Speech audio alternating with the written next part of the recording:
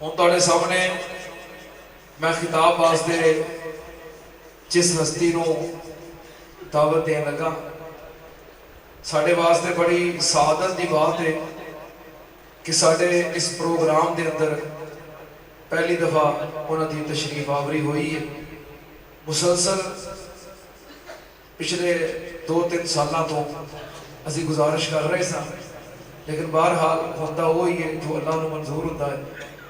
اس سال اللہ دے فضل و کرم دے نال ساڈی وہ دعوت قبول ہو گئی اور ساڈی وہ محبوب ہستی ساڈے اس پروگرام دے اندر تشریف لے آ چکے نے۔ میں انہاں دا انتہائی مشکور ہاں، انہاں نوں میں خطاب واسطے دعوت دین لگا جنہاں دا تعارف اللہ دے فضل و کرم دے نال کئی حوالیاں دے نال کروایا جا سکتا ہے، کیونکہ پاکستان دی معروف شخصیت ہے۔ ایک تو کالم نگار صحافی نے، اس حوالے نال بھی تعارف ہے۔ ایک اور تعارف کہ آپ مصنف کتب کثیرہ نے۔ ایک اور حوالے نال تعارف کہ آپ مرکزی جمعیت اہل حدیث پاکستان دے ایڈیشنل ناظم اعلیٰ نے۔ لیکن ایک انتہائی اہم تعارف جو یقیناً ساڈے اس محبوب ہستی واسطے بھی قابل فخر ہے، وہ تعارف کی ہے کہ آپ شہید اسلام امام العصر حضرت علامہ احسان الہی ظہیر شہید رحمت اللہ علیہ دے رفیق سفر بھی نے، اور علامہ شہید دی شہادت تو لے کے آج تلک چینی والی مسجد لاہور حضرت علامہ شہید دی مسند تے فریضہ خطابت بھی سر انجام دے رہے نے، اور حضرت رانا صاحب دی خطابت اور آپ دی گفتگو دے اندروں یقیناً حضرت علامہ شہید رحمت اللہ علیہ دی تربیت اور آپ دی محبت نظر آتی ہے۔ انشاءاللہ جاندار اور شاندار خطاب ہوئے گا۔ میں ایک فرمائش کی ہے، اگر وہ قبول ہوگی تو انشاءاللہ رانا صاحب کو خطاب فرمان گے، وگرنہ پابندی کوئی نہیں۔ انہاں دی تشریف آوری ساڈے واسطے باعث سعادت ہے۔ ایک دفعہ میں پھر اپنی طرفوں اور اپنی مسجد دی انتظامیہ دی طرفوں رانا صاحب دا دل دیا گہرائیاں تو مشکور ہاں، اہلا وسہلا مرحبا۔ خطاب فرماتے ہیں غازی اسلام عظیم سکالر جاندشین مسند علامہ شہید حضرت علامہ رانا محمد شفیق خان صاحب پسروری، نعرہ تکبیر، پوری بیداری کا ثبوت دیو، نعرہ تکبیر، مسلک اہل حدیث، شان مصطفیٰ حضرت علامہ رانا محمد شفیق خان صاحب پسروری، مرکزی جمعیت اہل حدیث پاکستان، مرکزی جمعیت اہل حدیث پاکستان۔ اگو تو کسی نو علامہ نہیں کہنا، مینوں تو بالکل نہیں کہنا۔ جب تک سورج چاند رہے گا سن لینا، نعرے نہیں مارنے ہوں۔ حضرت شاہ صاحب تشریف فرما ہے، انشاءاللہ خطاب فرما ہے۔ نحمدہ و نصلی علی رسولہ الکریم، اللہم صلی وسلم علی سید البشر والشفیع والمشفع فی المحشر الذی ختمت بہ النبیین وعالیت درجتہ فی علیین ووصفتہ فی کتابک المبین فقلت وانت اصدق الصادقین واحسن القائلین وما ارسلناک الا رحمتا للعالمین۔ اما بعد،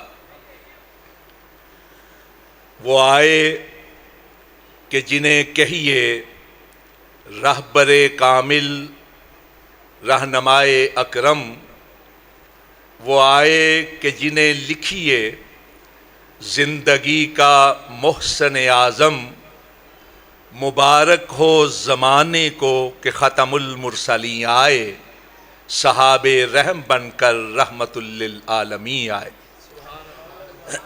آج کی یہ محفل ایک نہایت مقدس موضوع پر منعقد کی گئی سیرت النبی صلی اللہ علیہ وسلم. یہی موضوع ہے شان مصطفیٰ صلی اللہ علیہ وسلم. اہل حدیث کا یہ عقیدہ اور ایمان ہے کہ اس کائنات میں آمنہ کے لال، مکہ کے در یتیم، مدینہ کے تاجدار، نبیوں کے امام، رسولوں کے سردار حضرت محمد مصطفیٰ صلی اللہ علیہ وسلم سے بڑھ کر نہ کوئی پیدا ہوا ہے نہ کوئی ہوگا.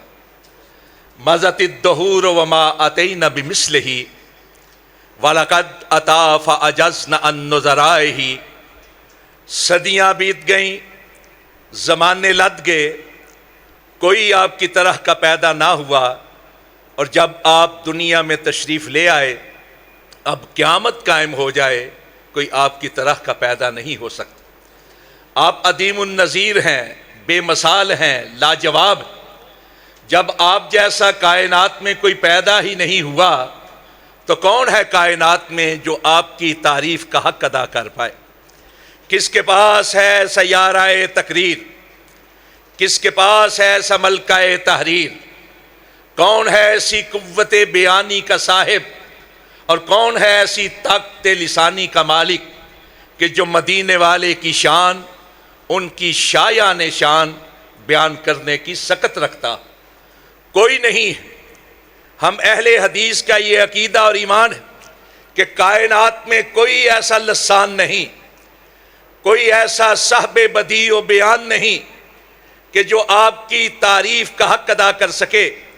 کہ آپ تو وہ ہیں کہ جن کے بارے میں خود عرش والے نے کہا وَرَفَعْنَا لَكَ ذِكْرَكَ. مسجد نبوی کے کچے صحن میں بیٹھ کر آسماں کے چاند کو شرمانے والے، تو وہ ہے کہ جس کے ذکر کو ہم نے بلند ترین کر دیا ہے. تو جس کے ذکر کو عرش والے نے بلند کیا ہو، کائنات میں کوئی اس کی شان کا، اس کے ذکر کا حق ادا نہیں کر سکتا.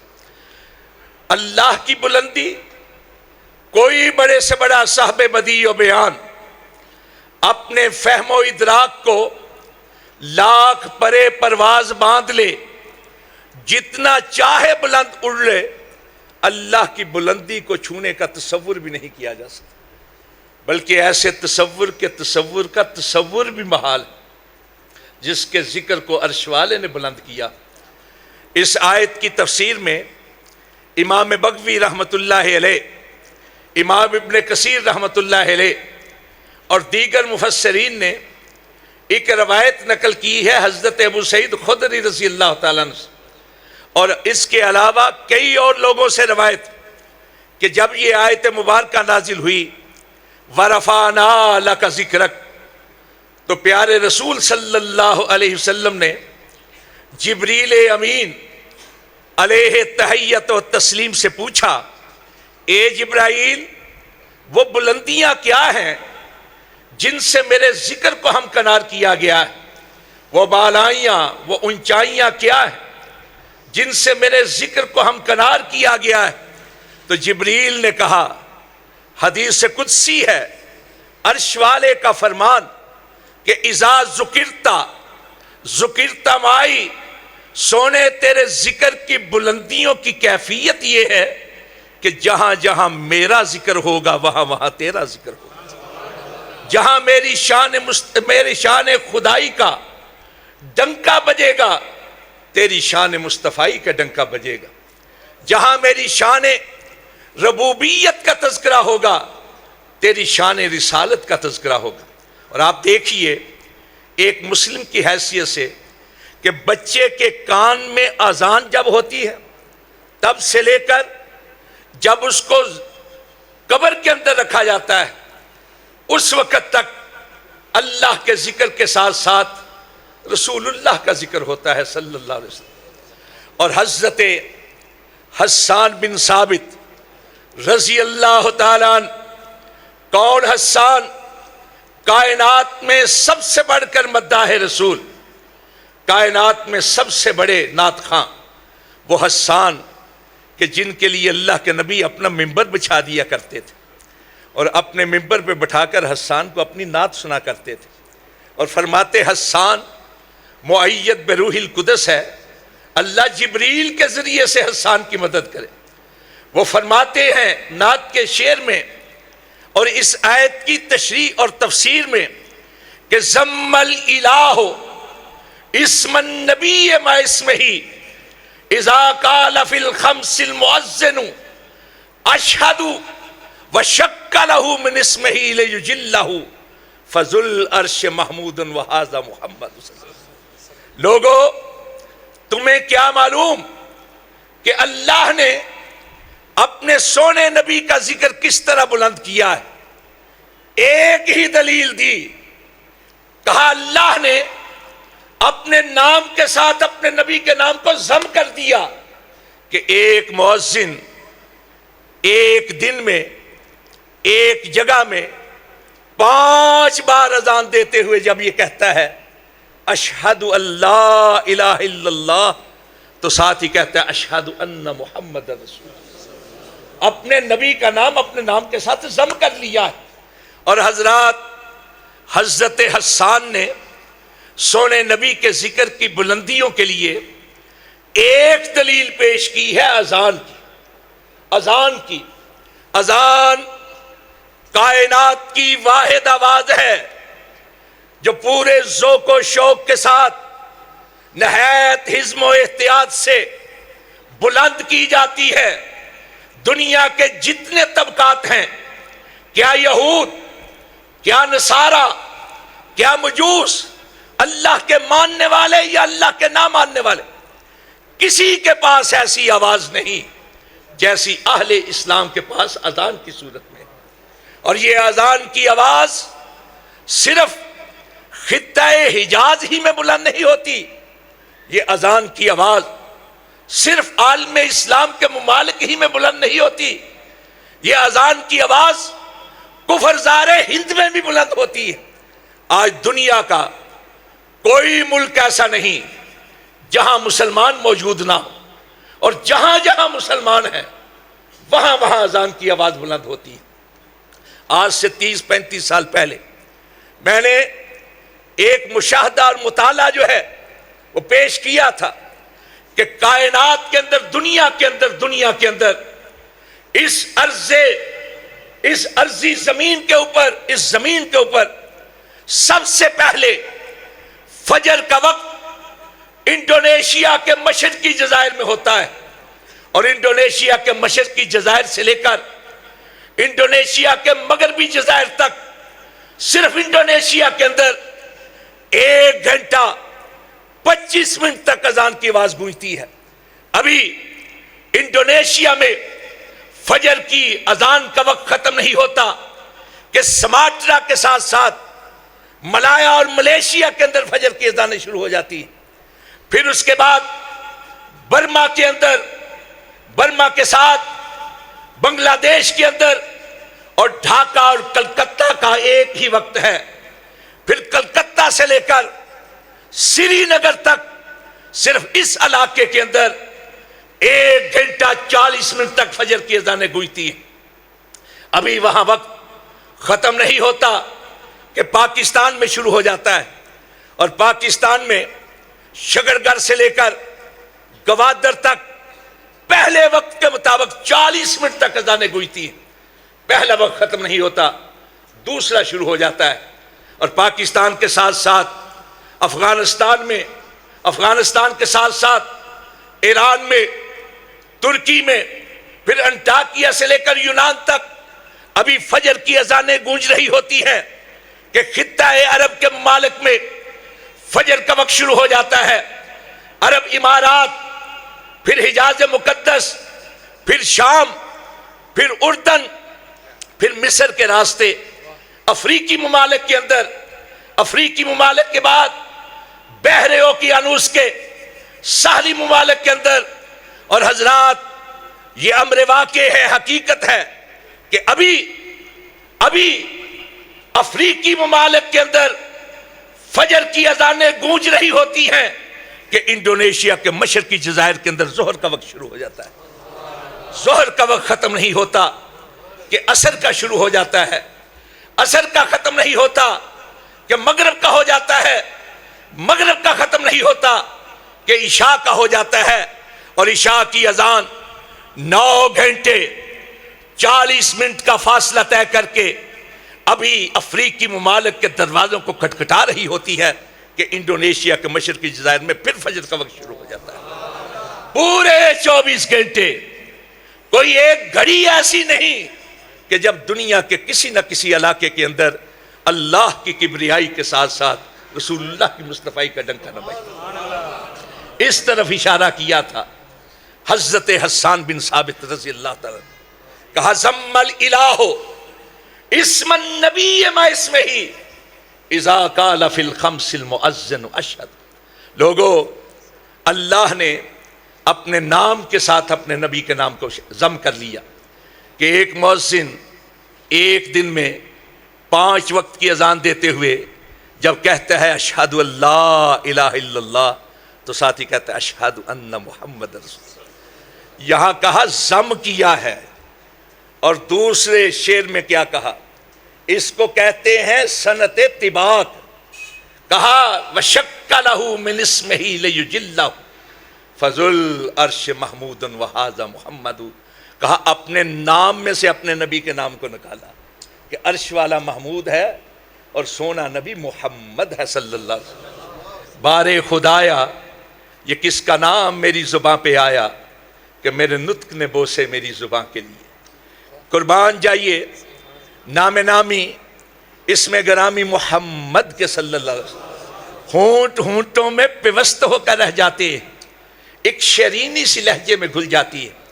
علماء کرام تشریف فرما ہے باب تمہید کا، وہ ذات گرامی قدر، وہ ذات والا صفات، وہ ذات بابرکات جس کا کائنات میں اس انداز سے ذکر ہو کہ ہر حال میں ان کی تعریف کی جائے، سب سے بڑھ کر جس کی تعریف ہو، لمحہ لمحہ جس کی تعریف ہو، ایک ایک حرکت کی تعریف ہو، ایک ایک جنبش کی تعریف ہو، جس کے لیے ہر وقت تعریف ہو۔ کائنات میں اگر کوئی ہستی ہے تو اسی کا نام محمد ہو سکتا ہے اور کسی کا نام صلی اللہ علیہ وسلم۔ حضرات، اس سونے کے کیا کہنے، آپ نے معراج کا واقعہ تو سنا ہے، اس میں ترمذی شریف کی روایت ہے کہ جب جبریل امین علیہ تحیت و تسلیم سواری کے لیے براق لے کر آئے تو الفاظ ہیں حدیث کے، براق تھر تھرایا، اس نے ذرا شوخی دکھانے کی کوشش کی، اس نے شوخی دکھانے کی کوشش کی، اور میں یہ عرض کیا کرتا ہوں براق کی کہاں جرت کہ وہ شوخی دکھائے۔ در حقیقت اس شوخی کے بعد جو جبرائیل علیہ تحیت و تسلیم نے کہا وہ کہلوانا مقصود تھا۔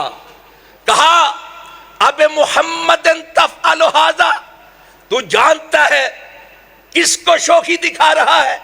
ما رکبک اکرم علی اللہ من، آج تجھ پر وہ ہستی سوار ہونے والی ہے کہ جس سے بڑھ کر عزت والا، کرامت والا، بزرگی والا، تکریم والا، تعظیم والا، احترام والا، اکرام والا اللہ کے ہاں کوئی ہے ہی نہیں، کوئی نہیں۔ یہ جبریل امین کے الفاظ ترمذی کے اندر ہے، حافظ ابن حجر نے امالی کے اندر اور امام باقی نے دلائل النبوہ کے اندر کچھ اور الفاظ بھی نقل کیے ہیں۔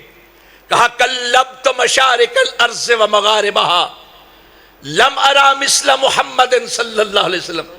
اور جانتے ہیں جبرائیل کون ہے؟ جبرائیل اللہ کے وہ محترم فرشتے ہیں جن کی اللہ کی طرف سے یہ ڈیوٹی تھی کہ ہر دور کے، ہر علاقے کے، ہر قوم کے نبی اور رسول پر وحی لے کر جائیں۔ گویا جبریل امین علیہ تحیت و تسلیم چشم کائنات کی وہ زندہ تصویر کہ جنہوں نے ہر دور کے انسان کو دیکھا ہے، خوب روحوں کو دیکھا ہے، رنگ برنگ کو دیکھا ہے، انہوں نے کہا قلبت مشارق الارض و مغاربہا، قلبت مشارق الارض و مغاربہا۔ اور جبریل امین علیہ تحیت و تسلیم کے ان کہے ہوئے الفاظ کا ترجمہ ایک فارسی شاعر نے یوں کیا، کہا فا کہا گردی دام بس یار خوب مدیدام، مہرے بتا لرزی دام، آفا کہا گردی دام بس یار خوب مدیدام، مہرے تاباں لرزی دام لیکن تو چیزیں دیگرے۔ کہا قلبت مشارق الارض و مغاربہا، میں مشرق سے لے کر مغرب تلک گیا، میں نے شمال سے جنوب تک پرواز کی، ہر دور کے سونے بھی دیکھے، منمونے بھی دیکھے، سندر سروپ دیکھے، چندہ کے روپ دیکھے، قسمہ قسم کے دیکھے، رنگ برنگ دیکھے، دنگ کر دینے والے دبنگ دیکھے، لیکن اے آمنہ کے لال تجھ سے بڑھ کر نگاہوں میں کوئی آیا ہے؟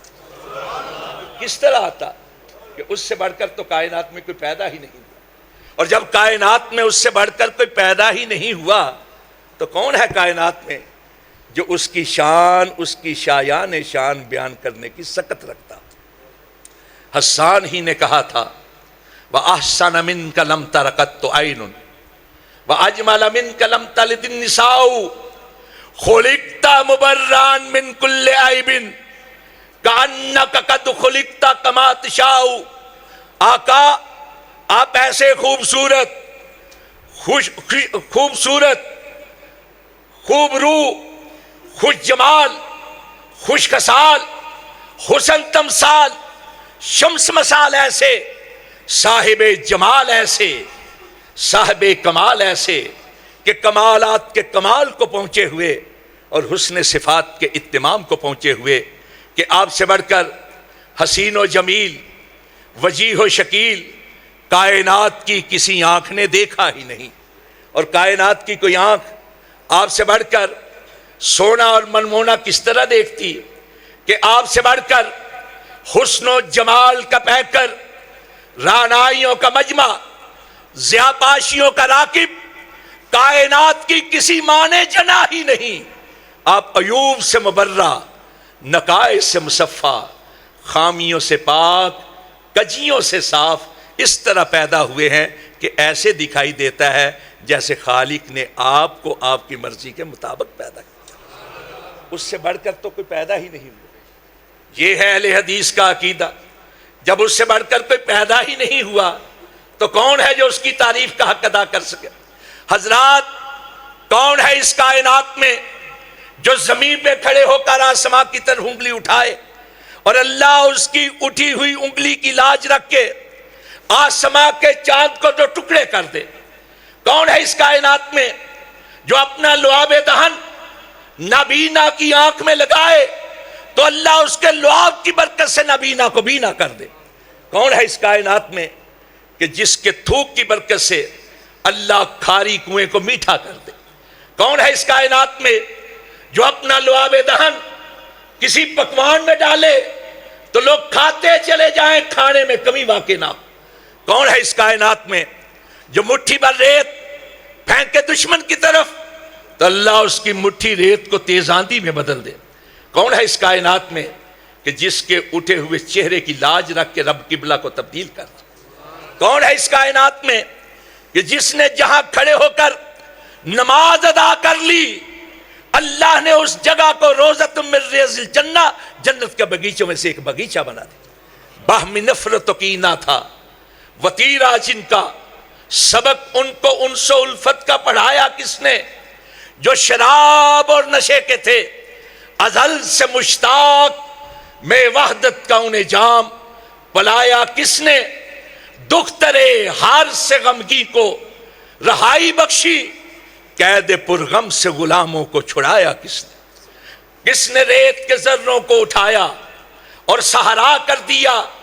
کس نے قطروں کو ملایا اور دریا کر دیا؟ کس کی حکمت نے کیا یتیموں کو در یتیم اور غلاموں کو زمانے بھر کا مولا کر دیا؟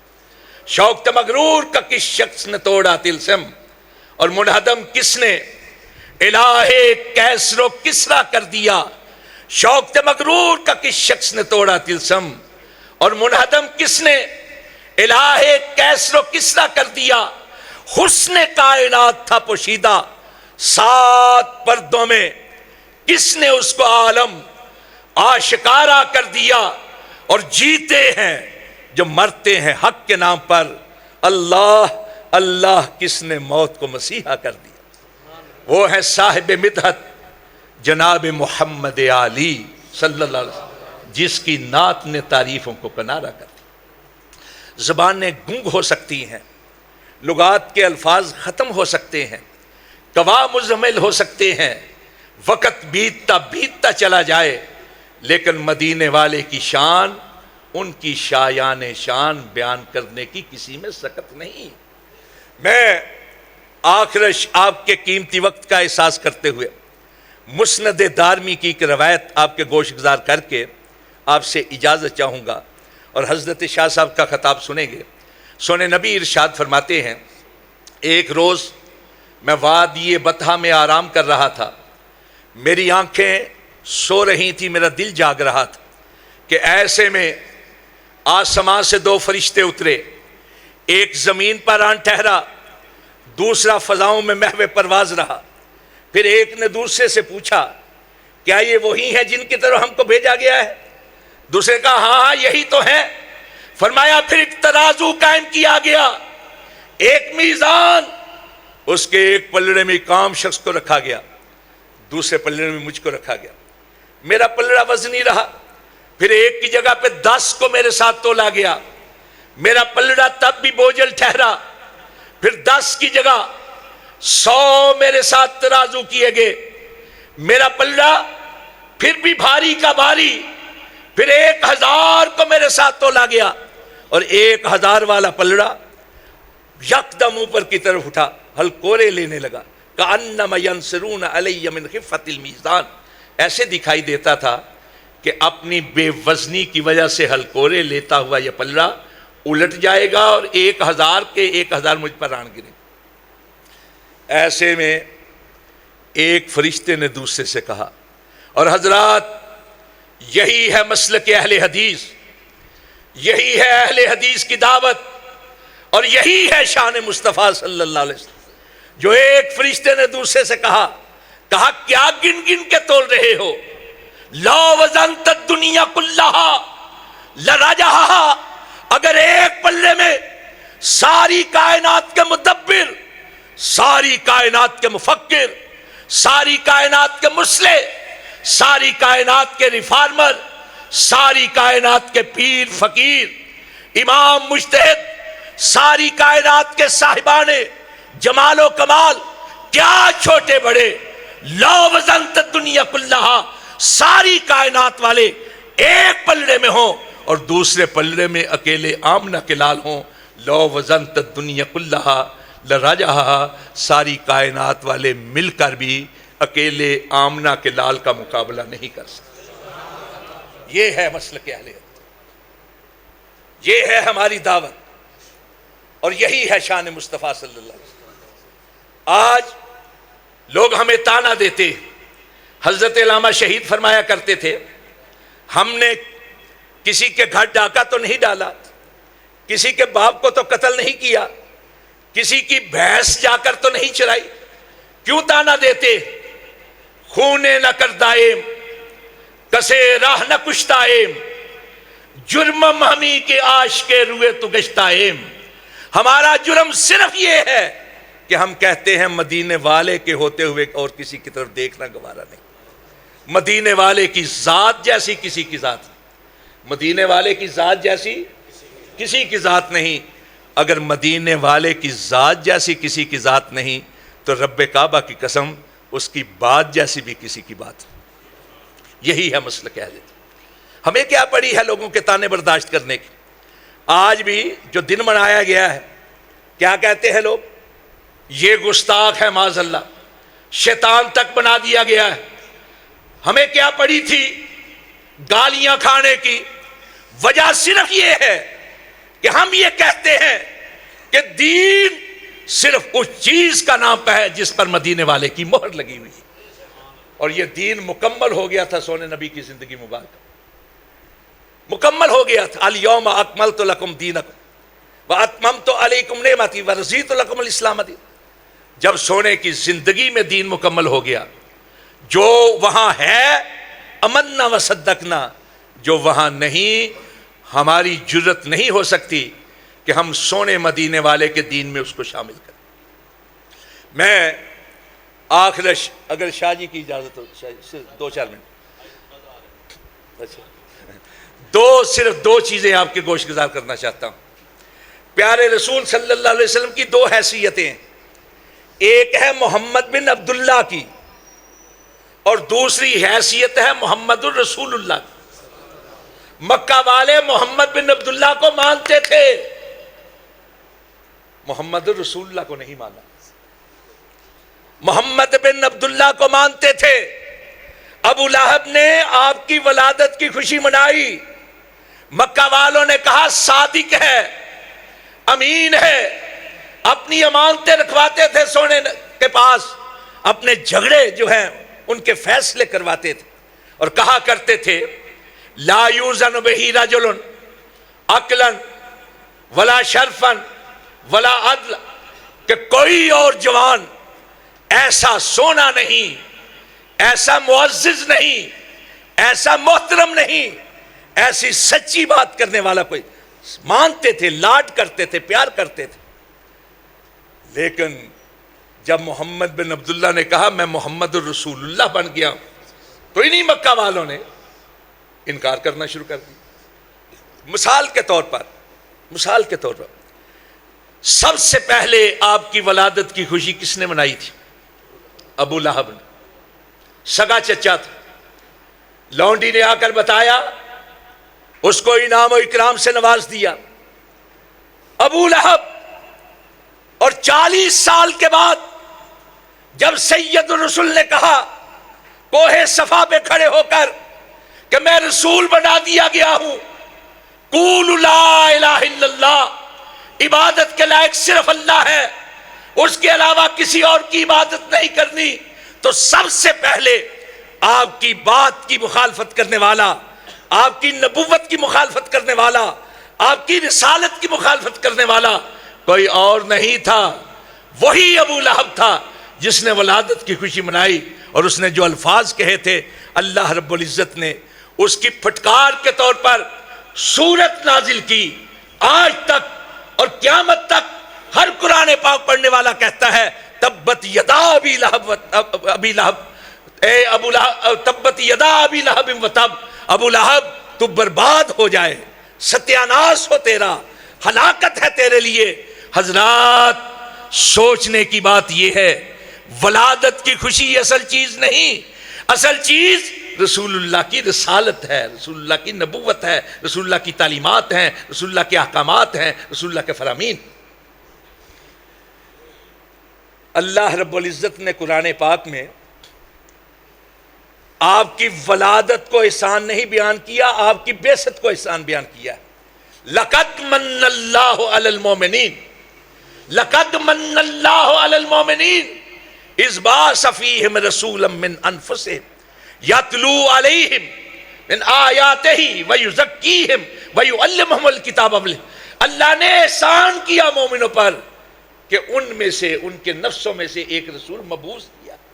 بعثت کو احسان کہا ہے، بعثت اسی لیے کہا ہے کہ اصل چیز سونے نبی کے احکامات کو ماننا ہے، آپ کے ارشادات کو ماننا ہے۔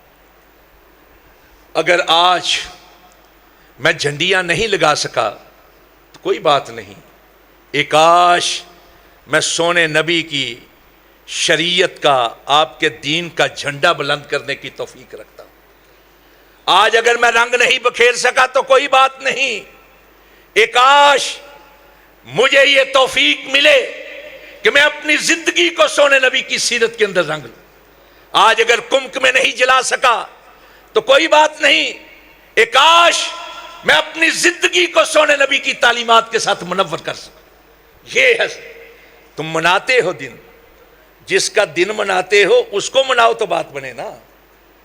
جس کا دن مناتے ہو اس کو مناؤ تو بات بنے، اس کے رب کو مناؤ تو بات بنے۔ وہ تو قیامت کے روز کیا کہے گا؟ یا رب ان قوم اتخذوا ھذا القرآن مہجورا۔ اس نے اگر شکایت لگا دی کہ میری قوم نے قرآن پاک کو نظر انداز کر دیا تھا تو کس کو مناؤ گے؟ اگر اس نے کہہ دیا کہ سحقن سحقن لمن غیر دینی، دور ہو جائیں میری نگاہوں سے وہ جنہوں نے میرے دین کو تبدیل کر دیا، تو پھر کیا ہوگا؟ کس کو مناؤ گے؟ اس کو مناؤ جس کا دن منانے کی کوئی، اس کو مناؤ تو بات بنے۔ اللہ سمجھنے کی توفیق عطا فرمائے۔ وقول قولی ھذا استغفر اللہ۔ ماشاءاللہ سر غازی اسلام رانا محمد شفیع خان صاحب قصروری حافظہ اللہ تعالی، جو کہ ماشاءاللہ بہت ہی جاندار، شاندار اور پیارا خطاب فرما رہے سن۔ اللہ پاک رانا صاحب کی حفاظتہ فرمائے اور اللہ پاک صحت و سلامتی والی لمبی عمر عطا فرمائے۔